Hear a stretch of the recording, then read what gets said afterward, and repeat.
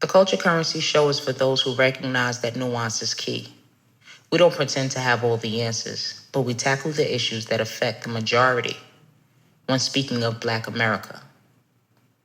Our discussions are informed by the host's personal experiences and insights, and we're always open to evolving our perspective as we gain new understanding. This is the story of two friends from the Bronx who decided to get real, be direct, and impact Black culture. Welcome to Culture Currency, where culture is the value.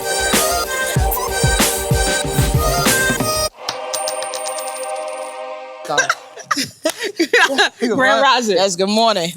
So how you doing today? I'm doing good. This is a good time because I'm fully up now. Good. I'm fully up. Yeah, Good. so I'm all right. You? I'm great. Yeah. Can't complain, man. Yeah. I love that hat. Thank you. I love it. I'm loving the sweater. Yeah. We looking Thank good you. or whatever. You know what I'm saying? You pick the colors, you know. All right, so what we talking about today? Our belief systems. Mm-hmm. Our belief systems and what that looks like for us. All of the things. Damn, I don't think I'm even prepared to talk about that. Really? I wish I knew what we were talking about today. Yeah, that's not what you had in mind? I really had in mind mostly, no, it's good. I could talk about that all day. It's really, because I believe the focus on spirituality. But I mean, spirituality is a big part of that conversation. It is the conversation. It is the conversation, yeah. It's the same thing. Yeah. I'm Mahagony. I'm Aisha. And this is Culture Currency. Well, culture is the value. Yeah.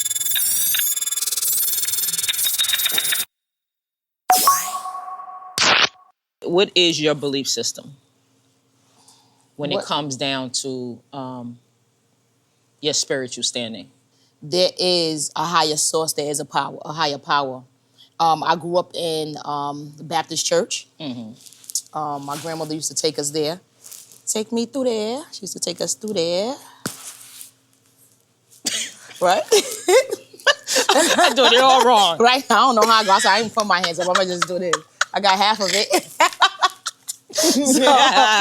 So my grandmother used to take me and one of my youngest brothers to church every Sunday. And I'm so grateful for that because with that, if I feel like it gave me like a real moral standing, some guides to live by.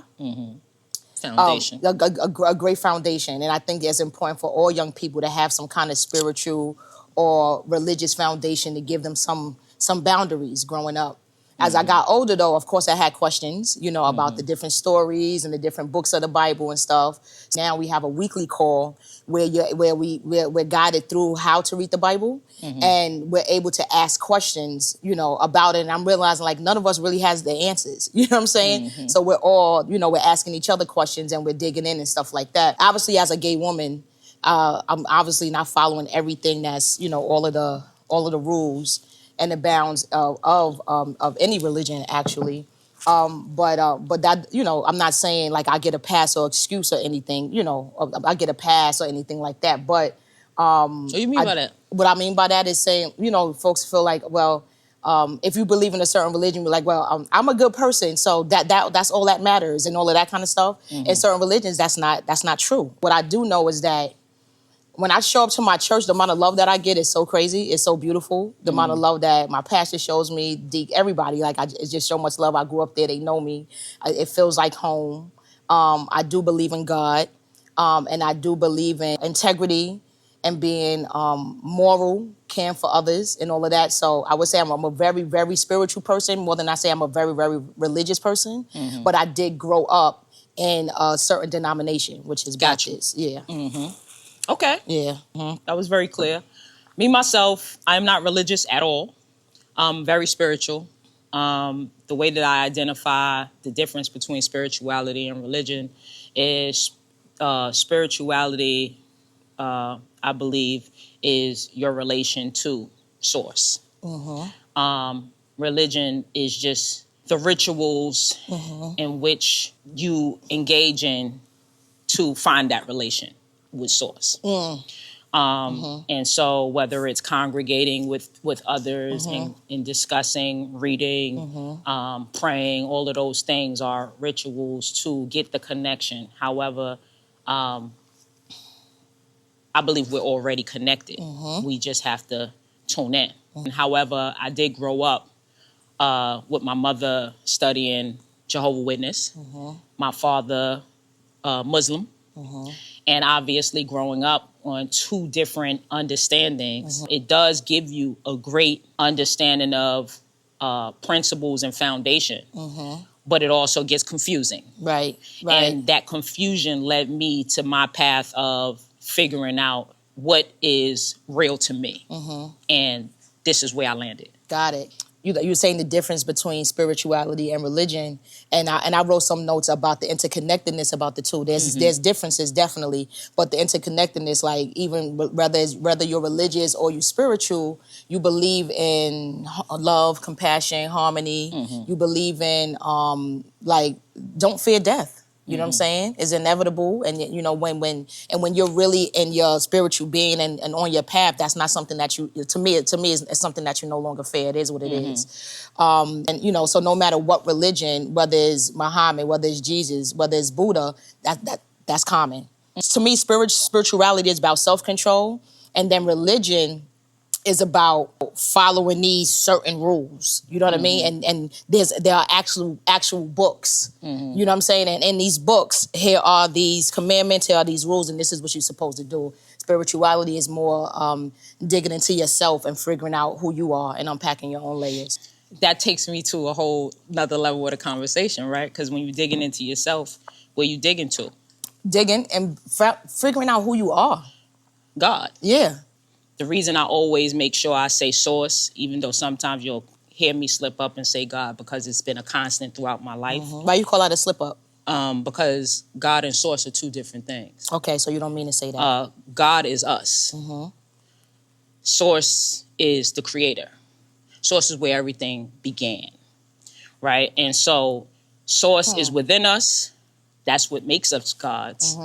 But we are not source. There's a huge separation. I always and so use when it interchangeably. Source is what is the creator. It's what created all. It's what created existence. It's what created consciousness. We are not that. We are gods. Gods are a human power over nature. That's what we are. We're able to cut trees down and stop their life form if we decide to, or allow them to grow and be fruitful. So we manipulate what was put here by source, but we are not source because we did not create what is here. That's the difference. So I was taught that, okay, God is within all of us, right? My father was a 5%er. So, you know, the 5% nation, you believe that you are God. We are gods, right? Yeah. Gods in the earth, women in the earth, men are gods. You know, in Christian religion, God is within all of us, right? And source is God. That's why I'm big on definitions, because of the fact that the definition allows us to deal with things as they actually are supposed to be versus getting caught up in a game of telephone. As people, like I just finished saying, sometimes I slip up and say God because it's so constant, right? But I want to make sure my language is what the language is, right? And when you look up the definitions of these things, a very clear difference. And so in my research of doing this, I feel like the way certain things were described, some folks were like really, you know, highlighting the overlaps of spirituality and religion, and other folks, you could tell they have a very clear disdain of religion, and that's what was coming out. I didn't really hear anything that was like, this is clear, this is common, so I'm going off of just my beliefs. It's not about biases, right? It's about truths. You get rid of biases and you just define terms.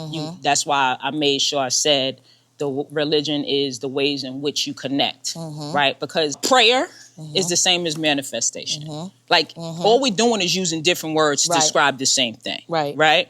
So when you understand that and you start looking deeper, it's like, all right, so these things fall under the umbrella of rituals, traditions, things that we do to come closer to our connectivity, right? But that is not God. That is, religion is a constant activity that we utilize to connect to God, right? And I'm spiritual. I don't go to a religious-based space, right? However, we speak about this all the time about how we operate in our daily routines. We have routines that we use to be at our highest level of self. That is religion. It's just the religion in you, right? So that's how I operate. It has absolutely nothing to do with me being against one thing or the next. It has to do with me really having a true connectivity to source. That's it. Yeah. And I hope you don't think I was saying that you have No. a bias. Okay. One thing I said, I saw your face. I said spirituality is about self-control. You agree or disagree? I think You agree or disagree? I agree. Okay. But I believe that it's not just about self-control. It's about self-identity. Yeah, absolutely. For one thing, the first thing that popped in my mind when we was talking about this is if karma is real, spirituality is one of the most important things, right? Because that's what it's all about, right? It's about the world that you create and around yourself based on who you are, right?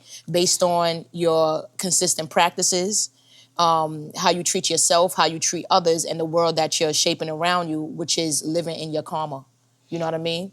And it's basically about, being a philosopher of your own life. Like in philosophy class, you're always asking questions and you're trying to figure it out and you're asking this question and and there's always questions asked. So you're continuously, with a spiritual person, which I consider myself to be, is someone who's always refining and figuring it out and making sure that you're creating a world around you that fits who you are. You know what I mean? When you start thinking about spirituality, it's your connectivity to your belief system, right? Yep. And so there's an axis, right? Yep. We are both encompassing of our higher and lower self. So when we start speaking spirituality, most people just think of, closer to God. But what does your activity speak to? That's right. Right? Everyday practices. So on the top of the axis, we have what most call God. I call source. At the lowest part of the axis, we have what most call the devil, right? And so what is your constant producing? Right. You could be spiritual and not walk in the path that supports a positive outcome in the world. I'm glad that you said that, because just because we're talking about spirituality doesn't mean it's good, right? Because like you said, your book, I'm gonna hear more about your book also. The religion in you. What is the religion in you though? You know what I'm saying? It doesn't have to be great. You don't have to be, the greatest person that's receiving that where the reciprocity in your life is positive. You know what I'm saying? That's not necessarily true, and I'm happy that you said that, because I'm thinking about only the positives of it. Well, most people do. Yeah, and that's really what I'm breaking down in the book when I speak about it in the latest book that I'm writing. It's just really which one? Religion in you, or you talking about the other piece? Religion in you is it's kind of like a thesis giving little information to what is coming. But the book that I'm writing right now, I'm just defining all of these things, these terms, and then I'm breaking it down to the simplest form, because so many people are confused due to the fact of the variety of religions, the variety of belief systems, all of these things. We're looking for separation more than we're looking for our likeness, right? A lot, like as you said, a lot of religions have very similar point of views. They're just saying it differently. That's right. Using different texts, using different titles, but it's a very similar understanding. Right. And when you strip all of that away, you start to see that we kind of all have a very similar understanding. Right. And so we're let's going take about all it of differently. take all of the fuzzy stuff away, Right, and get to what makes us align. Absolutely. And that's one of the things that is bothersome about religion. It separates more than it brings together. Yeah. And spirituality does the exact opposite. Right. Because it's not about the bells and the whistles. Right. It's about what is the constant, what is the outcome. It's just stripped down. And that just made me very sad, because when we think about the religious wars, when we think about between the Muslims and the Jews for centuries and centuries, and all of these kind of things, it's just been now. If we're supposed to be, people of God, how are we killing each other like that for many, many, many, many centuries. Yeah. That axis. Right. Right? One of the things I discuss is the duality. People will be like, oh, we need balance. But balance is described as even distribution. We don't need balance. Duality is what we align with. So I don't need to be as bad as I am good. Right. The more percentage I have in the good side means the less percentage I have on the bad side, Right. which means I'm doing more good than I am bad. Right. Right? We all encompass both. Both, that's right. The negative and the positive. And sometimes you need that other thing to survive. You know what I mean? Sometimes you got to pull from that pocket. Absolutely. I don't think it would be seen as bad, but you need that. Yeah, that's why I did the Yeah. I know because what you meant. it's intention. Right, Intention exactly. is a big part of that discussion. Yep. But we all have it all, right? So we all love to walk around and speak about how we're connected to God. Nobody walks around and says, I'm connected to the devil. Yeah. But their work, when you watch the carnage behind them, when you watch the things that they're doing, they're saying, the outcomes, who you really align with. See, you're right about that, because like it'll be the people doing the worst things, right? But they'll be like, nah, because God got me. God did that? You saying ain't. God is responsible for that? That's a different God. That's a different God. Yeah, but you're still calling it, like you said, now you're using the term incorrectly. And then I don't think anyone will agree about you using that term for these certain things. So I totally agree with that. I think many of us fool ourselves and think that, oh yeah, we're all of it when it comes to being good people and feeling like, God got me, God is protecting me, and God is doing these and God is doing these things. But is that who's protecting you? Who's allowing these outcomes? Yeah, who's allowing these outcomes? You know what I mean? What is the spirit that you've really developed within yourself? See, the thing is, when you start using the terms correctly, they right. God do got them. What you mean by that? Your inner God is you, Is what right? You, It's how you produce and what you're developing. Yep. The source is not duality. Source has created us to have duality because we have choice. Right. But source is not duality. Source is all encompassing love and positivity. Right. That's what makes us so powerful and so dangerous all at the same time. The fact that we have choice, we have the ability to kind of straddle the fence and play both sides. Whereas God is like, I gave you this power, but I'm expecting that you're going to be fruitful with this power. Right. I want you to feed my fish. Yep. I want you to make sure the water is clean. I want my trees to grow properly. I gave you the ability to make that happen. Yep. But you did but this. You're doing the opposite. You're blowing up the mountains. You're chopping down the trees. You're polluting the waters. And all those kind It gets of things. deep. You know what I mean? And then people ignore their carnage. They ignore the ripple that they're putting out into the world and still want to align to that. No, you're not that. That's not what that produces something different. You know what I mean? And so that's my belief system. Right. We all have seeds that are planted within us, and those seeds are our unique gifts. And as you get closer to developing the God within you, understanding source, is really about discovering those for yourself and discovering your purpose, so that we can do what we're intended to do, which is to sustain. Serve. You know what I'm saying? To sustain and serve. To sustain and serve. And that's really our main purpose on this earth. I mean, we have so many beings on earth that are here with purpose, but they don't have choice. They're strictly sustainability. It is a sustainability piece. We are sustainability and serve. And serve. Right. That is why you have choice. That's right. And a lot of us ain't choosing to serve. Right. We're depleting the earth. One of the things that I don't align with when it comes down to specific religions is the heaven and hell. Right? There is no place. Heaven and hell is here. It is what we're creating. That's right. Now. We're living a form of hell as we speak. Every day. Seedless fruit. Contaminated water, depleted earth, families with no principles and no connectivity. We're just out here. And what are we actually servicing? Right? What are we actually servicing? So when that whole spirituality conversation comes up, that's the core of everything that my world is, everything my life is. When I'm dealing with the young people, when I'm dealing with friends, family, when I'm outside in the world, how I'm engaging, the things that I'm doing, the things that I'm saying, how I'm showing up, that is what I believe Source's intention of us. Absolutely. And so that's why I show up that way. And I see the difference in what grows from that. Right. You know what I mean? Yep. And I see the difference in when I wasn't living like that. Exactly. Because and thanks for saying that, because I think that the difference is when you said heaven and hell, or you said hell is up here, is the difference is peace or not.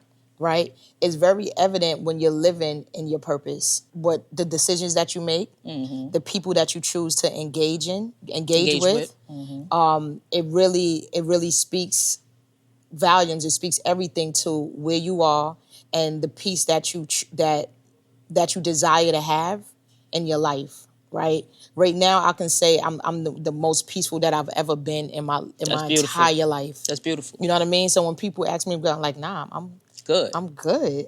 Like, I'm good. Like, I'm calm. Yeah. You know what I mean? I'm not unstable. Yeah, I'm not unstable in any shape or form. Like, I feel, of course, there's good days and bad days, but it's not.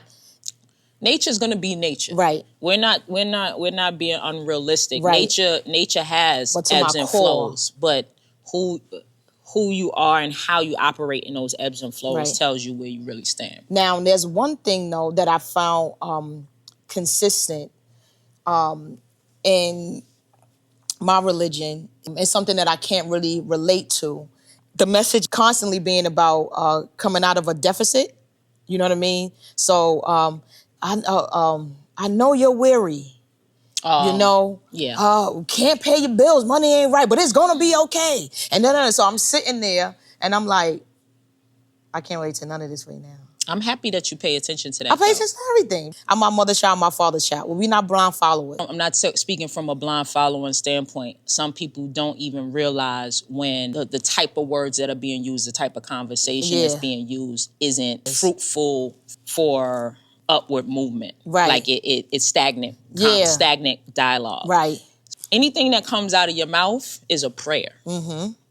So that's why even when the good mornings, I don't do the good morning. Like anything that comes out of your mouth is a prayer. I want to make sure that I'm saying to you what I want for you, not anything else. So when people are speaking certain things to you, sometimes people don't notice that this is not going to grow me. This is actually taking away from me. People don't understand words are that deep. Exactly. And then also my thing is like, what about the message for the people who have overcome those things? Like I don't want to keep hearing that same message. So what about the people that's actually winning? Like, oh, keep winning and just keep doing it. You've done that. What about that?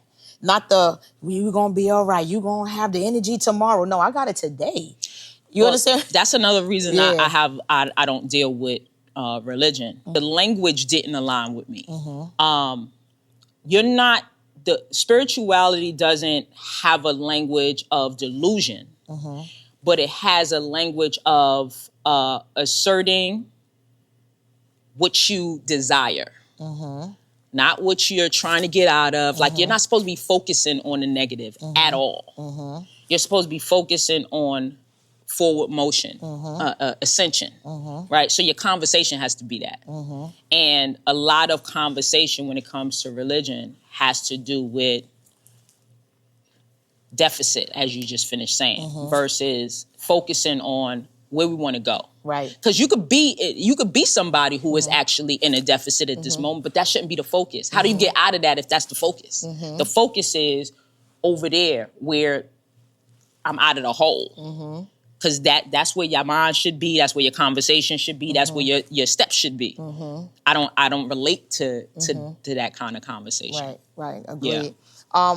One good part I would say about it is one thing is about the congregating, and this may be a bad comparison. I don't know, but one thing that comes to mind, you know, I'm always having visions, and when I'm talking about comparison is like having a trainer. Right? It's like having a trainer. Like, I feel like, church for me is like, okay, having a trainer. Like, sometimes you may need something to get you going, to help get you back on track and keep you steady. And I feel like spirituality is your own journey. Not like a place that you go and you're congregating and you got these people around. Spirituality, you got to find your people. Yeah, you got to find your people. And I think that that's a good thing. Because the people that you align with are people who are like minds, who have the same understanding, who both of you have chose each other and know that you're on the same path versus being congregating with people who, you know, we're here to do this, but we don't necessarily know that we're living the same type of lifestyle. We don't know that. We saying what we need to say in this moment and we keeping it pushing. So the energy is different. That's true. But spirituality is not a solo walk. It usually starts off with that because you're finding out who you are in order to connect. Exactly. You don't want just connectivity. You want connectivity with the right. Yeah. Like it's like putting a plug in the wrong socket. Right. What happens? Right. You know what I mean? Bad socket, explosion. Right socket, flow. That's what we're looking for, flow. Yeah, we congregate too, but we congregate with people who make sense for the flow. Right. So one thing though, I just want to say for people, like some folks will say, I'm not going there, There's a bunch of hypocrites over there, you know, in church and all of that kind of stuff. I'm talking about church. I can't talk about the mosque. I can't talk about the Kingdom Hall. Yeah, we're talking about our experience. Yeah, our experiences. So, like, I'm not going there because these people, if at any point you decide to go to a place of worship, you're going for you. You know what I mean? You're going for you. You're not going for the lifestyle or the beliefs of anybody else. You can't worry about who's sitting next to you or who's doing this or who's doing that because you're going there for whatever your purpose is. If you need that place of peace, that if that's what it is for you, because it's been that for me, you know what I mean, where you're hearing a certain word where it's like, damn, I needed to hear that today, or there is a bunch of love there for you and you need to be surrounded by that. That's what you're going for. You're not going for everything else and all of the other, you know what I mean? Because sometimes that keeps people away, and for some people it could have actually been helpful for them.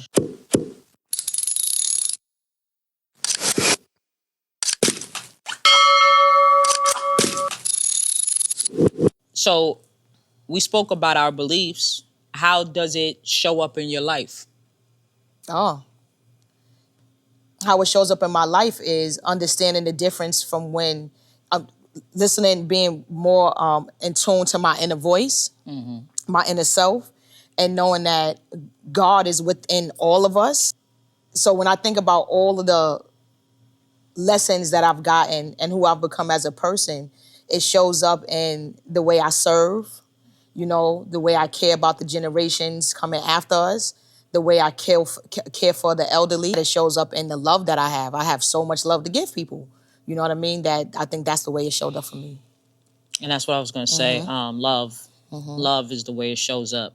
That is source energy in its highest form, right? Love. Right, love. Love doesn't allow for unjust behavior. Love doesn't allow for deteriorating others and things. How's that love? Anything that's of life. Right. This is another reason why I'm constantly defining love. Because a lot of people believe that they know what love is as well, and they don't show up in love. Oh man, they don't. Their activity doesn't produce the beauty that love does. What love produces. That's right. And so all of these things are interconnected. And I have these conversations purposely because it's like, all right, you can't have this discussion without having this discussion.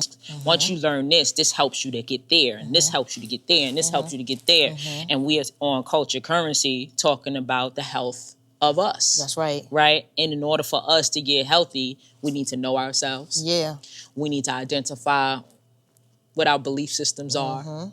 We need to know, is our activity producing a good ripple or negative ripple? We need to know the adjustments we need to make to make it do what we desire it to do, right? We need to know what love looks like, how it behaves, you know what I mean, how it doesn't behave, and what it produces and doesn't produce. All of those things help the health of us and help us to not only engage well with self, but with everybody else. That's right. And then once we are engaging well and healthy with each other, now out in the world, we're moving different. That's right. We're talking different. We're acting different, right? So this entirety of all of these discussions that we constantly have, it's all about whole health. That's right. And us get into a place where we actually are serving. That's right. And in order to serve well, you have to take care of your spirit well. That's bottom line. People be like, oh, I treat people better than I treat me. That tells me a lot. Yeah. There's no such. There's no such thing. There's no such. There's no such thing. Hit me. There's no such thing. There's no such. It's not. I've just really come to that. Oh yeah? I just really come to that understanding of that because a lot of times I've been so like selfless and stuff like that, and it took me to get sick to kind of trying to change that when you realize how many people was there and wasn't. Like I would say this year really started really being focused on being my best self. I noticed and stop shifting blame on little things. I noticed the world, my immediate world changing. And I said, oh, I already know this already. You are the change you are the change you seek. I know that. But living it is different. So when I started doing, I believe I said this to you before. I'm like, oh, I'm noticing these differences. So now I want to do it more. I want to be my best self. Let's see what that produces. Yo. Let's see what happens. It's not about being doing everything for doing this. Take care of yourself. That will take care of what's happening around you. That's why I always say, they say misery loves company. So does happiness. So does happiness. Yep. So does happiness. Yeah, you say that. Yep. So it's important for you to be all that you desire to be. Right. So that you not only are an example to show other people that they can do it, but like show them what it looked like. Show them how it feels. Right? You know what I mean? And then that becomes contagious. Right. A lot of people are like, it's over. It's not over. It's not, right. There's no such thing. Right. Right? Right. As long as we have children coming up, more children being born, there's no such thing. Right. And that's why it's great that we're focusing on young people and really trying to get them there, because these tools, the information, if they're coming up with this in order, think about who they're going to be as adults. Yeah, exactly. That changes the world immediately. That changes the world, exactly. And that is our purpose. Absolutely. Our purpose is to be that. If you are not being your best self, then you are a disservice, and you are not doing what you came here to do. You're depleting. You're not investing. That's right. And then I want to say, when you say it's not over, it's never over. That's so true, because now in our 40s, the elderly is who's inspiring me a lot. Nice. And I'm looking at, like, I was just at the senior center with my mother, and I look at my sensei who's in his late 60s, and my board members who's in their 70s, and moving and active, and those are the ones that inspire me. And I'm looking at them like, I'm figuring out what would I like to be doing in the next 20, 25 years. Absolutely. You know what I mean? That's why it's never over, because there's always somebody watching and learning from you. You know what I mean? So it's never over. It don't stop. We need each other. It don't stop. So Rumi, right? Philosopher. I know who Rumi poet, is. right. When you let go of who you are, you become who you might be. I think the point is letting go of who you believe yourself to be, so that you become what Source intended you to be. I believe that's what the statement I believe really so too. is. I believe so too. And then, but when I read it though, it was like the how for so many people. I think we've had so much guidance and protection us going in our lives and the different things that we've experienced and gone through. I feel like a lot of people, they're in darker places and been in there longer than we have, right? So then we know our purpose. That's why I say that. A lot of people don't. You know what I mean? Yeah, but so we also took initiative to figure that stuff out. I don't think that anyone walks this earth. But what about the people who hasn't? I don't think anyone walks this earth and doesn't have protection. I don't believe that. Don't have protection? I don't know. Yeah. I don't even have an opinion about that. We all had protection before we knew we had protection. Yeah. Think about the days that we didn't know we had protection. Now you look in hindsight, this person was saying this person was doing this person told me to come over here. Yep, that's a fact. Okay, all right. That's how that works. I agree with that. Okay. Source is here. All right. All the time, making sure that we and it's up to us. protected. Do we stay just have connected to do our it? part. We have to do our part. So so let me rephrase then. That was excellent. So the people, so for folks who haven't done their part, how do you become who you were put on this earth to be? The same way we just finished saying throughout this entire conversation, it's a lot of inner work, a lot of self-identifying, a lot of really asking a bunch of questions, right? And a lot of rituals that align with going in the direction we desire to go. Right. So we have this conversation often. We had this conversation in our choices conversation. We had this conversation in our freedom conversation. It's all the same conversation. It's all the same thing. All you have to do is take the initiative That's it. to who am I for real? The feeling conversation. Why do I feel like this? Why this trigger me? How do I change these things?